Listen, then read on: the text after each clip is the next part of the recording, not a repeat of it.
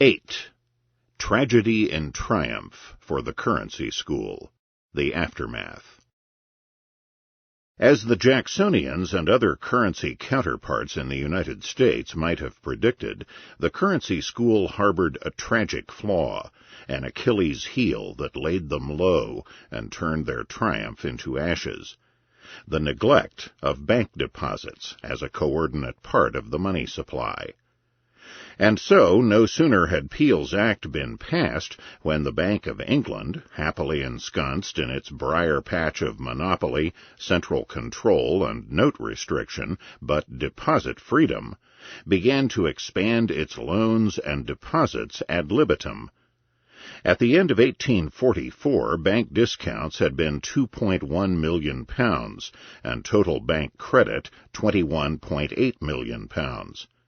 By the end of February 1846, however, bank credit expansion had been so intense that its discounts totaled £13.1 million, and total credits £35.8 million. In short, in only a little over a year, total bank credits had risen by 64%, and discounts by a phenomenal 424%. This expansion was aided by the banks drastically reducing its discount rate from 4% to 2.5%, not only a huge quantitative reduction, but also a lowering of the rate from its traditional penalty rate above the market to the market interest rate, thereby greatly stimulating borrowing from the bank by banks and other debtors. Notes of the Bank of England increased only mildly during this period. The huge rise, as we might expect, took place in bank deposits. In September 1844, bank deposits totaled £12.2 million. By the end of February 1846, they had doubled to £24.9 million. In the course of this enormous expansion, bank gold reserves fell sharply. Most of this expanded bank credit poured into a speculative mania of investing in questionable new domestic railroads.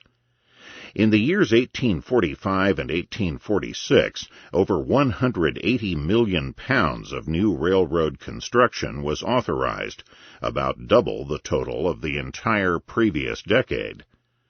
Looking back on the period a few years later, The Economist referred to the mad scenes of 1845 and 1846, and to the folly, the avarice, the insufferable arrogance, the headlong, desperate, and unprincipled gambling and jobbing which disgraced nobility and aristocracy, polluted senators and senate houses, contaminated merchants, manufacturers, and traders of all kinds, and threw a chilling blight for a time over honest plod and fair industry. The bank tried feebly to stem the tide during the first half of 1846, but no sooner did bank reserves increase than the bank, which had raised its discount rate to 3.5% in November 1845, dropped it back to 3% the following August. Bank reserves then resumed their steep decline, falling from £10 million in August 1846, a ratio of specie to notes and bank deposits of 58%, to only £3 million in April 1847, a ratio of only 20%. Again, the bank tried to check the tide it had created and continued to generate, but too little and too late. Interest rates rose with the inflationary boom so that an increase of the bank discount rate to 4% in January 1847 left the rate still under the market, and between 9 January and 10 April, total bank credits rose by £4.5 million and discounts by £3.8 million. By April 1847, the Bank of England, as well as the entire financial and economic system, was in deep crisis. It increased its rate to 5%, but market rates were now up to 7%. rejecting efforts by a minority of bank directors to raise the rate to 7% or even to 6%. The bank made things much worse by keeping its rate at 5% and then rationing credit, suddenly cutting off discounts, calling in loans, and refusing to increase loans regardless of the credit quality of the borrower. The bank's refusal to raise rates and instead discriminate in favor of certain borrowers did not, however, save the commercial bank owned by the bank's own governor, W.R. Robinson, from stopping payments in July, or the bank of 2 other directors from going under in September. The bank's sudden contraction, cessation of loans, and credit rationing caused a severe business and financial panic in April and May of 1847. This drastic therapy finally eased the bank's own condition by the end of May, with the gold outflow temporarily reversing. By the beginning of July, the bank's reserves had doubled from £3 million to £6 million, a reserve ratio to deposits of 32%. But no sooner had the pressure eased than the bank began to expand again, in the meanwhile making things worse by keeping its discount rate below the market and indulging in selective credit rationing. In September, the second great crisis of 1847 broke, and mercantile failures spread throughout September and October. Thomas Tooke lamented that these mercantile failures, in number and in the amount of property involved in them, were unprecedented in the commercial history of this country. In October, the banks began to break, and bank runs began to spread through the provinces. As a result, the frightened banks began to contract their credit and deposits drastically in order to increase greatly their percentage of reserves. The reserves of the Bank of England were down sharply once again to less than 14% of deposits. At that point, the Bank of England threw in the towel and, for the first of many crises, requested the government to suspend the 100% gold reserve restriction on notes imposed by Peel's Act. Delegations from Liverpool and the North, London private bankers, and members from Scotland also pressed hard for suspension of Peel's Act. The country bank organ, Circular to Bankers, charged that the London bankers were considering breaking the Bank of England by redeeming all their deposits. One wonders, in that case, how the commercial banks themselves could have avoided being broken in turn. At that point, the government predictably, and for the first of many crises, itself threw in the towel by suspending the Peel Act provision of 100% gold reserve restrictions on the issue of Bank of England notes. The government saved the fractional reserve system by obediently suspending Peel's Act on 25 October, thereby, of course, saving the day for the banks and alleviating the immediate crisis, at the expense of, in effect, giving up the currency principle and any attempt to tie the monetary and banking system directly to, and to the same extent as, the behavior of gold. From then on, Great Britain and eventually the rest of the world was stuck with a fractional reserve banking system issuing demand deposits, pyramiding on top of a central bank monopolizing the issue of notes and centralizing the nation's gold, and generating an endless round of boom-bust cycles of inflation and recession.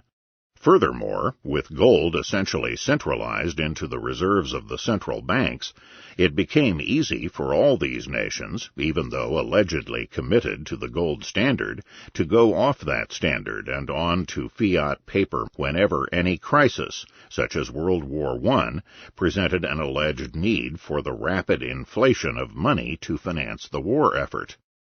The heart and soul of the currency principle was a rigid tie of Bank of England note issue to 100% gold reserve. But if this restriction was to be suspended whenever banks or businesses got into trouble, then the currency principle lay in shambles. As the prominent London banker George Carr Glynn correctly prophesied after the 1847 suspension, the public would expect another suspension in every future crisis. And sure enough, that is precisely what happened. In response to the 1847 crisis, there were committees of parliamentary inquiry in 1847 and 1848. The suspension of Peel's Act during the crisis of 1857 was easier, and while there were parliamentary committees in 1857 and 1858, there was, in contrast to the 1847 crisis, no debate on the floor of Parliament. And the suspension of Peel's Act in 1866 was considered so routine that there was not even the bother of a parliamentary committee of inquiry. It is therefore remarkable that from the time of the first suspension in 1847, the currency school, without exception, defended the suspension of Peel's Act, giving no sign of realizing that they were thereby abandoning their entire doctrine. For not only did suspension in crises weaken the point of the Act, but also the knowledge that suspension would come to the rescue in any crisis emboldened the bank and banking system to expand credit as if the restrictions of Peel's Act did not exist at all. As a result, all that was left of the currency principle was the monopolization of notes by the Bank of England. 9.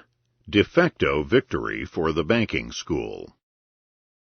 It is a cliché that people are often appalled at the consequences of achieving their long-cherished goals. Because of the neglect of deposits, the enactment of the currency principle in Peel's Act in no way moderated bank credit expansion or the boom-bust cycle. Given the dashing of their dreams, the currency school, as in the case of all ideologues whose God has failed, could take several alternative courses of action. The most courageous would have been to admit that their principle was deeply flawed, to concede defeat, and to go back to the drawing board. Unfortunately, human beings are so constituted that they rarely opt for this noble course. Certainly none of the currency school distinguished themselves in this crisis. Instead, they took the route that all too many schools of thought, including the Marxists, have traveled, stoutly proclaiming that their theory is in excellent shape, while subtly but vitally redefining what the theory is all about. For example, before 1844, the currency school, especially Colonel Torrents, adopted a monetary theory of the business cycle. Economic fluctuations were generated by bank credit expansion, led by the Bank of England, which led to inflation and booms, after which the inevitable contraction brought about bankruptcies and recessions. No sooner did the cycle of 1844 to 1847 occur, however, when the currency men backtracked, virtually joining their old enemies of the banking school. The banking school had always proclaimed that banks and the money supply were merely passive respondents to boom-bust cycles generated by non-monetary forces in the real economy. Usually the culprit was mysterious waves of speculation, presumably driven by waves of over-optimism and over-pessimism.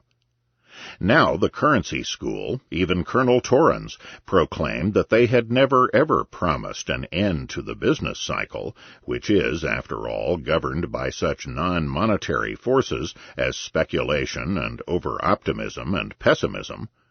The most that regulation of the currency could do, the currency school now opined, is to eliminate whatever part of the business fluctuations were caused by movements of the money supply. And this, they staunchly affirmed, Peel's Act had indeed accomplished. The business cycle of 1844 to 1847 might have been severe, but it would have been far worse if Peel's Act and the currency principle had not been in effect.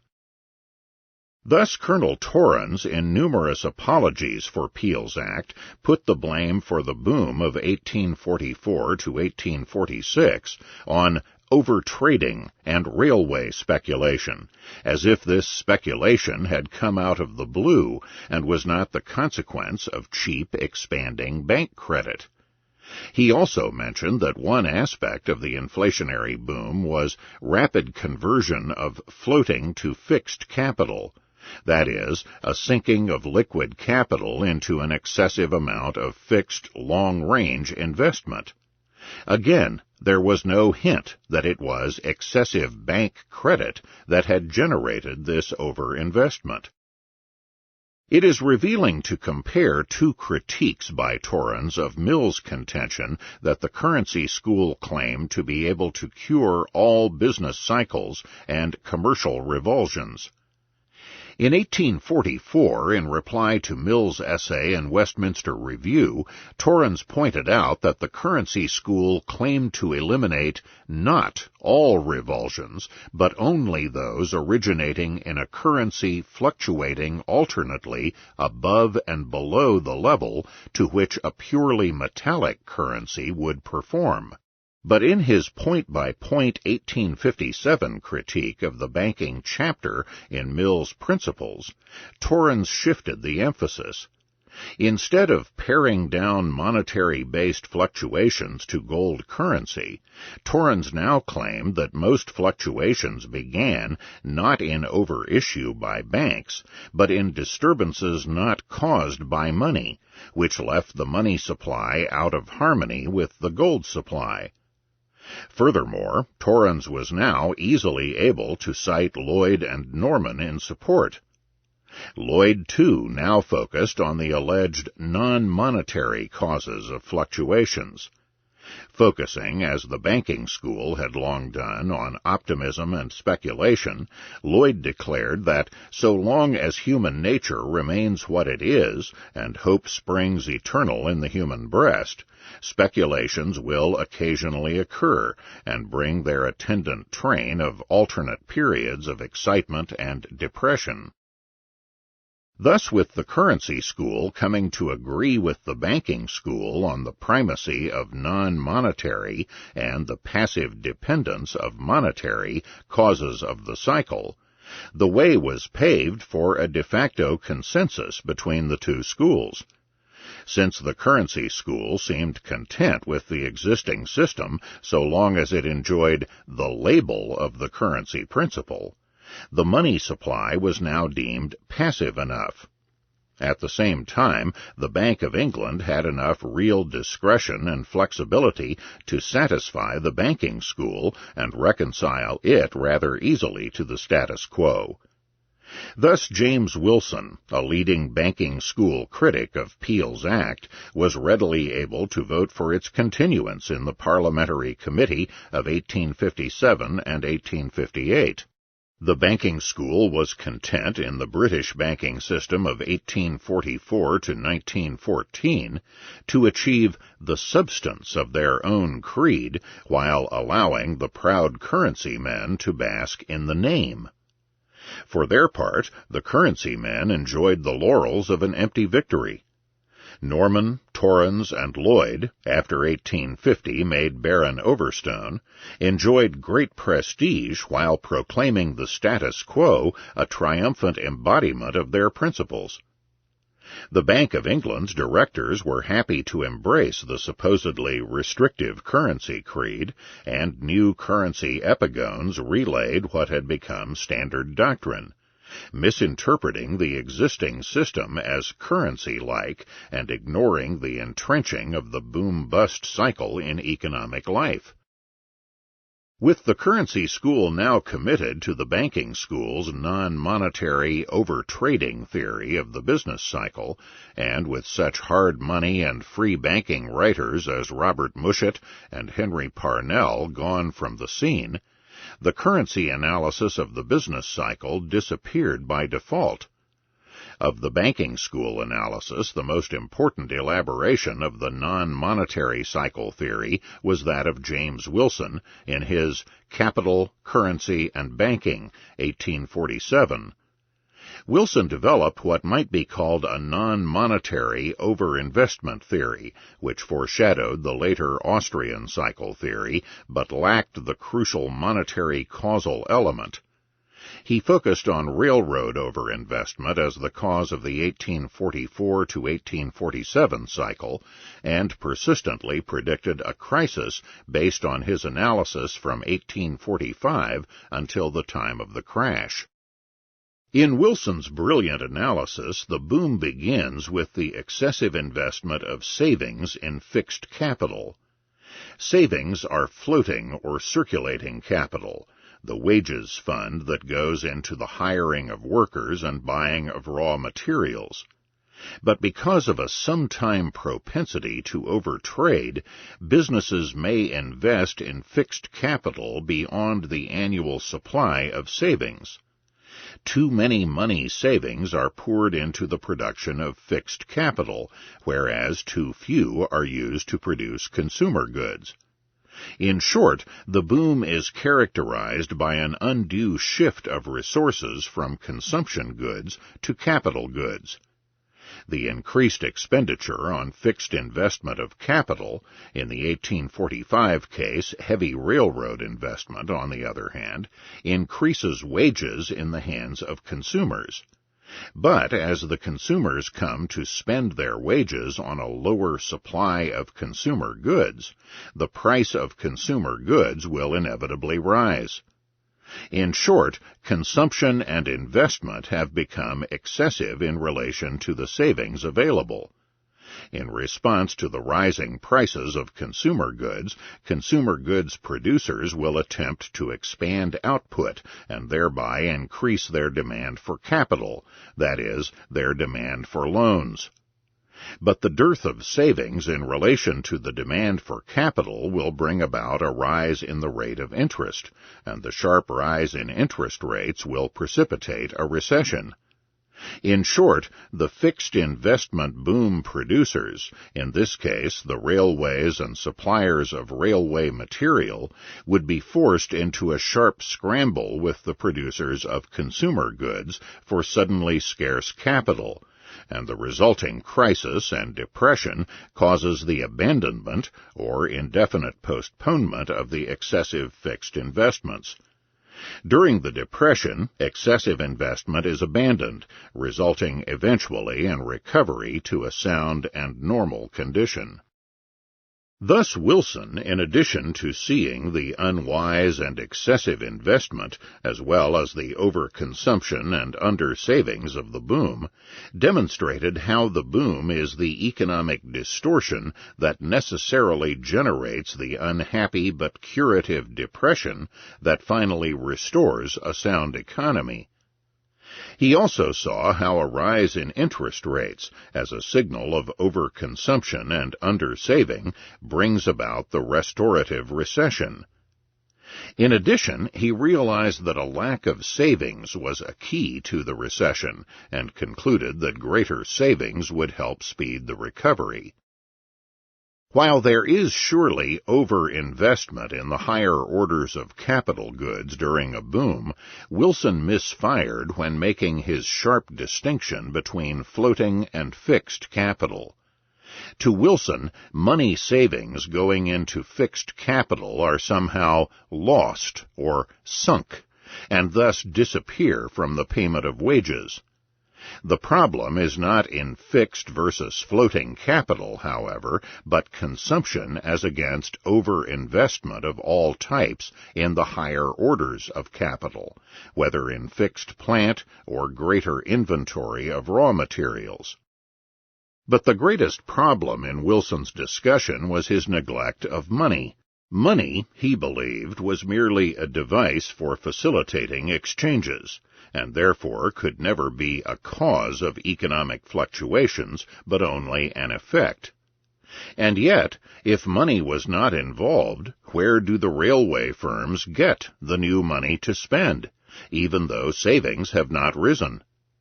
The only answer, which Wilson neglects, is an increase in money and bank credit loaned to those firms. And if the money supply has not increased, why are the increases of wage payments by railway firms and other capital producers not offset by declines of wage payments in consumer industries? In short, why does the general level of prices increase from the beginning of the boom? Why don't consumer prices at least initially fall? The answer, once again, is the increase in the supply of money and credit that generates and fuels the boom. And finally, why can't the general run of businessmen, including the railway magnates, realize that their investments are outrunning savings? And why does the eventual critical rise in interest rates come as a shock? The answer, once more, is that the expansion of bank credit artificially lowers the interest rate and lures business firms into the fatal overinvestment. Despite the fact that Wilson insisted that a quantity of money must not be confused with capital, he yet fell into the old Smithian trap of considering the supply of gold as idle and unproductive capital, and so he believed that capital could be increased and the depression greatly eased by government issue of 20 million pounds of small 1-pound notes, which would replace the idle and unproductive 20 million pounds of gold in circulation. This huge issue, Wilson assured his readers, would not be inflationary, because it would simply add to capital. And besides, he added smugly, no inflation could exist, since the paper notes would continue to be convertible into gold. But what sort of gold convertibility, what sort of gold standard exists when gold is supposed to disappear from circulation? The lesson is that regardless how much devotion is professed to laissez-faire or the gold standard, at the heart of every banking school man, including those professing a free banking position, lies an unreconstructed inflationist. In his Principles of Political Economy, 1848, John Stuart Mill set forth a cycle theory that blended Wilson's analysis with a Tookean emphasis on commodity speculation, and unfortunately brought in the Ricardian gloom about the alleged inevitable tendency toward a falling rate of profit as agriculture yields ever lower returns. Mill, in short, fused the standard Tooke banking school emphasis on speculation, over-optimism, and over-trading with Wilson's analysis of the conversion of circulating into fixed capital. Once again, the doctrine was non-monetary, with money playing a passive, non-essential, and at best secondary role.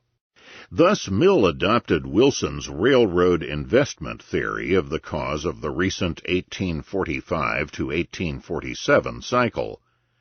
The Ricardian motif led Mill to anticipate Schumpeter and hail the inflationary boom as necessary and vital to the achievement of economic growth, by enabling a periodic escape from the falling rate of profit. As a result, Mill was among the first to develop the idea that business fluctuations tend to repeat as recurring cycles, a process which he considered beneficial.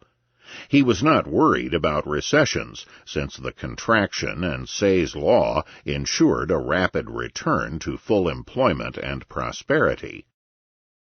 There was another important reason for the effective fusion of the currency and banking schools after the enactment of Peel's Act.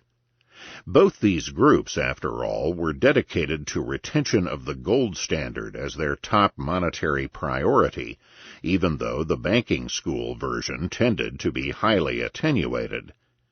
But as soon as the great crisis of 1847 occurred and brought monetary and banking controversy back to Britain, the ultra-inflationist opponents of the gold standard came on the attack, calling either for fiat money inflation or, at best, a bimetallic gold-silver standard. In the face of this onslaught, the currency and banking schools closed ranks, which largely accounts, for example, for James Wilson's voting to retain Peel's Act in 1858. In fact, it took no more than the crisis of 1847 to encourage the men of Birmingham to resume their assault on gold. Matthias Atwood's old fiat money pamphlet was promptly reprinted. A Birmingham delegation headed by George Frederick Muntz called upon the Prime Minister, and the Birmingham Currency Reform Association sent a memorial to the Queen. The Times felt called upon to denounce the Birmingham men in an editorial, and T. Paranet Thompson warned a friend of an increasing flow of half-mad pamphlets from Birmingham. And other sectors in the north of Britain joined in the cry. The Liverpool Currency Reform Association was active enough to be denounced in 2 issues of The Economist, and Scotland revealed its inflationist bent by an anti-gold article in the Tory Blackwood's Edinburgh magazine. Furthermore, an organizing convention of the National Anti-Gold Law League was held in Glasgow and was attended by 3,000 people. The threat of silver bimetallism also surfaced during the crisis of 1847. Particularly important was the powerful banker Alexander Baring, now Lord Ashburton, always ready to ride his hobby horse of bimetallism, and a petition of a number of influential merchants, bankers, and traders of London against the Bank Act. Wilson denounced the bimetallist doctrine of Ashburton and the London petitioners as extraordinary and most inexplicable and unreasonable. So serious was the bimetallic threat considered that the 2 stalwarts of the currency school, Lloyd and Torrents, collaborated in writing an anonymous pamphlet in a point-by-point rebuttal of the London petition. The telling thrust in the Torrens-Lloyd polemic was to show that the logic of the bimetallist position pointed straight to the far more consistent, though far more dangerous, policy of Birmingham fiat money. The Birmingham philosophers are consistent reasoners, and have the sagacity to perceive that an arbitrary extension of the paper circulation is incompatible with the maintenance of a metallic standard. The inferior logicians who have signed the London petition, while demanding the establishment of a double metallic standard, are unable to perceive that an extension of paper money through the exercise of the relaxing power for which they pray would render impracticable the maintenance of any metallic standard. The high water mark of the assault on gold came in votes in Parliament in 1848. In the Commons Committee, the veteran radical leader Joseph Hume's motion denouncing Peel's Act for aggravating the crisis of 1847 was defeated by a vote of 13 to 11. The 11 supporters included a coalition of free banking remnants like Hume, inflationists and protectionists like the Birmingham Tory Richard Spooner, and bimetallists like Thomas Baring and Lord Bentinck. Furthermore, the report of the House of Lords Committee criticized Peel's Act and recommended watering down the restrictive provisions on banknotes.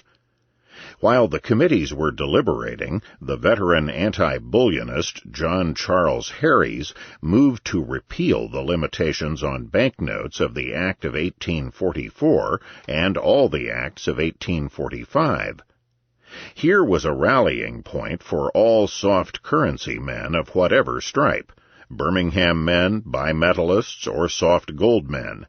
Harry's motion lost rather narrowly by a vote of 163 to 142.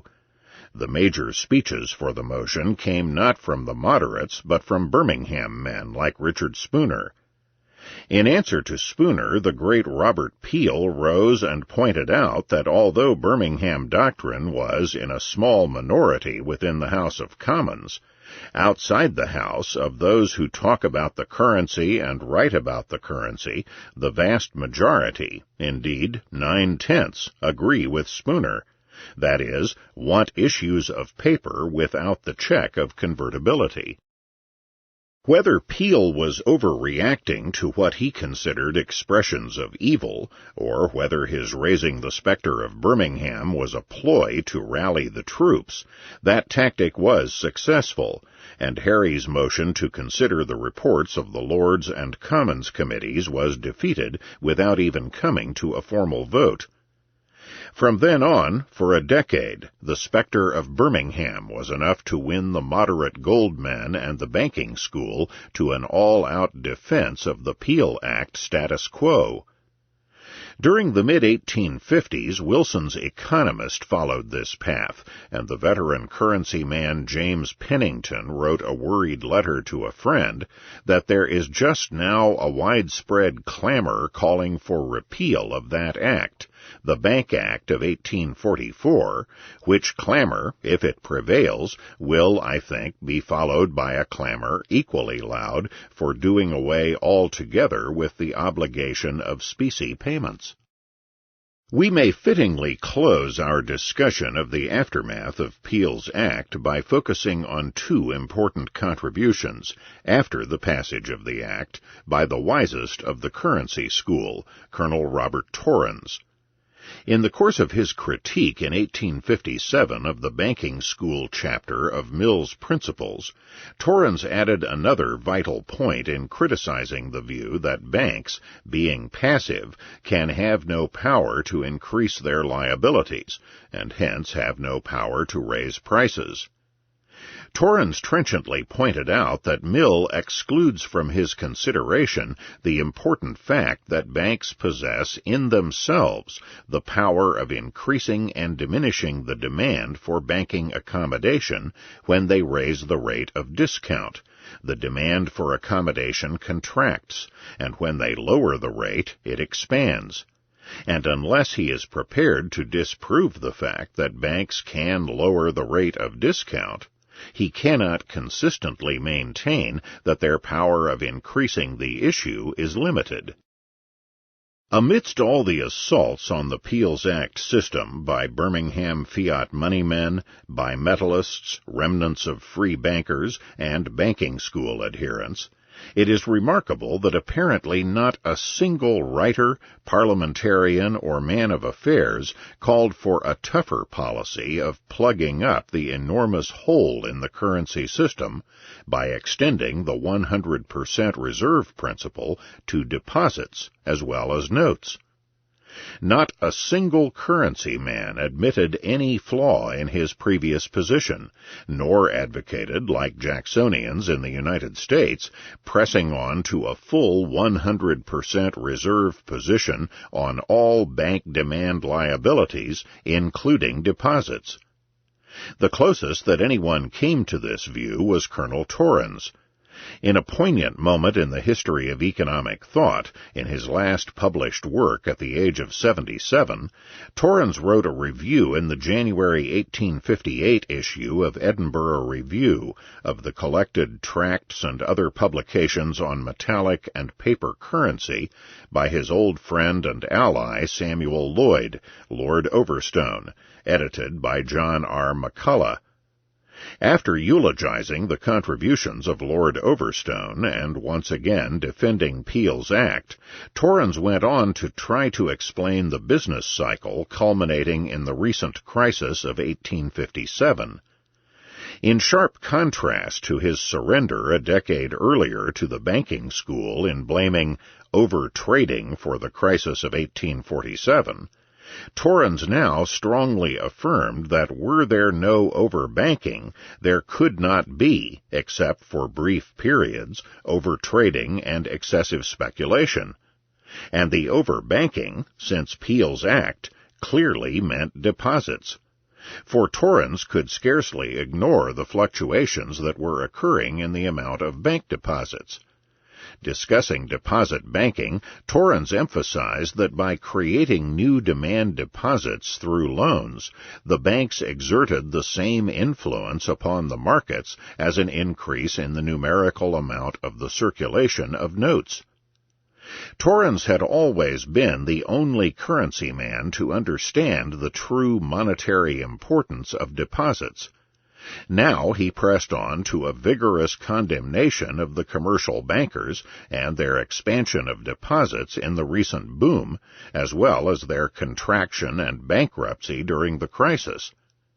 Thus Torrens bitterly inquired, "Are the scales of justice held even when a petty thief or the forger of a 5-pound note is treated as a felon, and when the speculating banker obtains from the court of bankruptcy a full liquidation of his debts, and receives from sympathizing friends and half-ruined creditors the means of recommencing his disreputable and mischievous career?"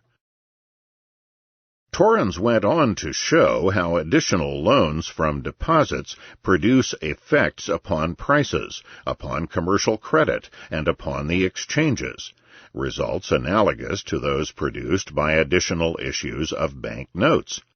Virtually conceding that Peel's Act suffered from not being applied to deposits, Robert Torrens now conceded that even under a currency exclusively metallic, that is, coins without notes, overbanking and the insolvency of discount houses may occasion disasters as formidable as those which can result from an unrestricted use of bank notes and a suspension of cash payments.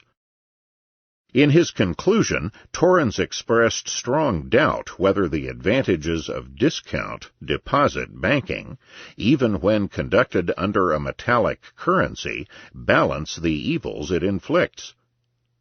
It seems that Torrens was on the brink of advocating the extension of the currency system to deposits, and perhaps if he had lived to write more on money and banking, he would have done so. 10. Currency and banking school thought on the continent. The flowering of the currency and banking school debates in Britain, coupled with the later burgeoning of central banking on the continent, led to similar controversies in France and Germany in the 1850s and 1860s. Generally, the results were the same.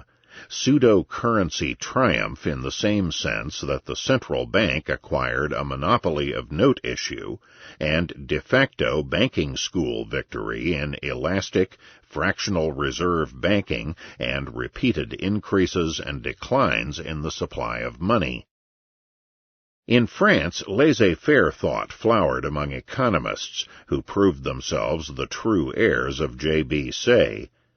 Professors, journalists, the long-lasting Société d'économie politique, the Sociétés Journal des économistes, both launched in 1842, and several other scholarly and popular periodicals were dedicated to the free trade and laissez-faire cause. In that atmosphere, the French economists naturally plumped for free rather than central banking. Most of them, unfortunately, felt constrained to adopt banking school doctrine so as to maintain that freely competitive banking, like banks in general, can never issue excessive notes or bring about a business cycle. They were a far more genuine free banking group than the British, who, as we have seen, were special pleaders for commercial banking interests rather than consistent advocates of free banking. Indeed, in this as in other areas, the French, in contrast to the hesitant, muddled, and pragmatic British, were not afraid to be consistent, rigorous, militant, and therefore extremist advocates of individual liberty and free exchange.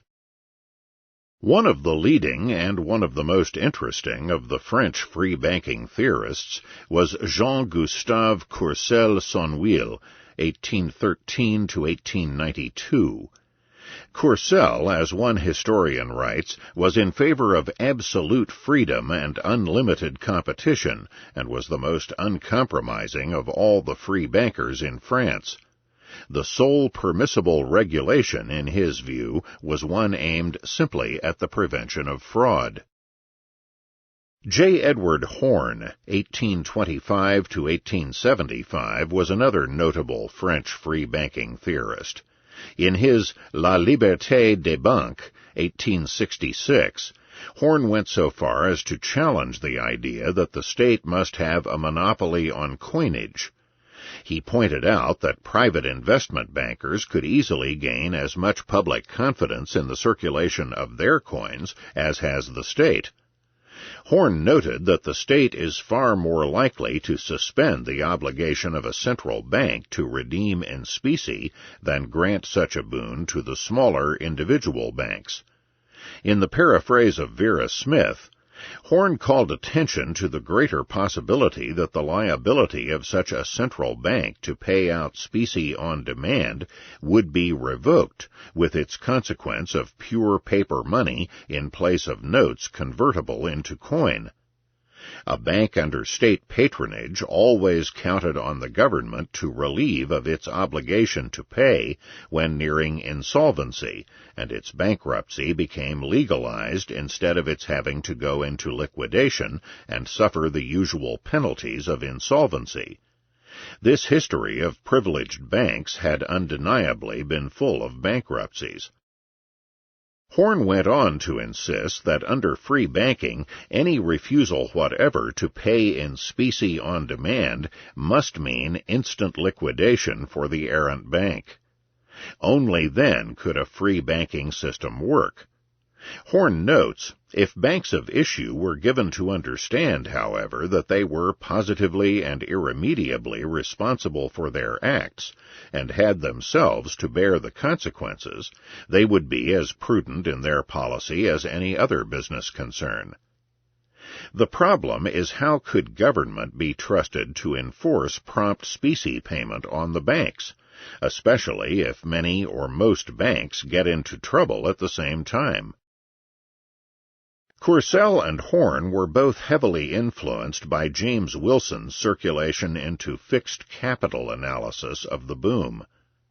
But both men, while stressing with the banking school that banks cannot overissue their notes, did admit, in contrast to Wilson, that banks could and did err in fueling overinvestment in fixed capital during the boom. Interestingly enough, Horn, Courcelle, and many of the French free bankers felt they had to deny by legalistic quibbles that even bank notes were money, since money in the legalistic, though not economic sense, must be strictly confined to the standard specie in which notes were convertible. But the most fascinating theorists were the tiny, intrepid band of Frenchmen who believed in free banking and at the same time were rigorous currency school ultras, who despised as fraudulent and inflationary all fiduciary media, all bank liabilities beyond 100% specie reserve. They believed, quite plausibly, that neither a monopoly-privileged bank nor the government that backed it could be long trusted to maintain 100% gold reserve banking. The leader of this little band was Henri Carnouchy, who, writing 2 tracts in 1865, declared that the important question was not monopoly note issue versus plural or free banking, but whether banknotes should be issued at all. His answer was no, since they had the effect of despoiling the holders of metallic money by depreciating its value. If they were at all useful, they should no more than represent metallic money by 100%. Any uncovered notes, any fiduciary media should be ended totally. Carnouchy favored free banking because he held that, lacking any special privilege, encouragement, or acceptance by the state, and forced to close the minute banks refused any payment of liabilities, nobody would wish to hold banknotes. As Ludwig von Mises approvingly quoted from Carnouchy, "I want to give everybody the right to issue banknotes so that nobody should take banknotes any longer." A follower of Carnouchy was Victor Modeste, whose policy conclusions were rather different and brought him close to the hardcore Jacksonians in the United States. Modeste was a dedicated libertarian who believed that the state is the master, the obstacle, the enemy, and whose announced goal was to replace government by self-government. Modeste agreed with Courcelle and the banking school free bankers that commerce and trade must remain free. He also agreed with them that central monopoly banking was far worse and more damaging than freely competitive banking, and was also opposed to administrative control or regulation of banks. On the other hand, what is to be done about banknotes? In this category, Modeste explicitly included demand deposits, which he saw to be illicit, fraudulent, inflationary generators of the business cycle and bearers of false money. His answer was to point out that false demand liabilities which pretend to but cannot be converted into gold, since they go beyond the value of the gold stock, are in reality equivalent to fraud and theft. Modeste concluded that false titles and values are at all times equivalent to theft, that theft in all its forms everywhere deserves its penalties, that every bank administrator must be warned that to pass as value where there is no value, to subscribe to an engagement that cannot be accomplished, are criminal acts which should be relieved under the criminal law. The answer, then, is not administrative regulation, but prohibition of tort and fraud under general law. In Germany, there were few writers influenced by the banking school. Most were currency men.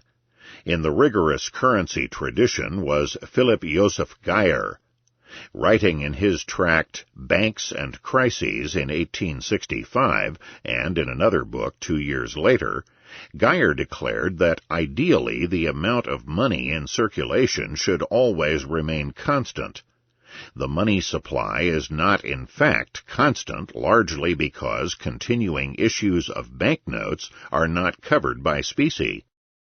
At this point, Geyer contributed one of the first outlines of the Austrian theory of the business cycle, as he pointed out that uncovered banknote issues inject an artificial capital into the economy, and when this artificial capital exceeds the amount of available real capital, overinvestment and overproduction bring about a crisis. However, Geyer then blundered into an inconsistent underconsumption theory while trying to develop his analysis. An academic hard-line currency man in Germany was Johann Louis Telkampf, 1808 to 1876. A young Prussian with a doctorate from the University of Göttingen, Telkampf emigrated to the United States, where he taught first at Union College in law and political economy as well as history, German language, and literature. Then, in 1843, he moved to Columbia College as professor of German language and literature. 3 years later, Telkampf returned to Prussia and became professor of political economy at the University of Breslau.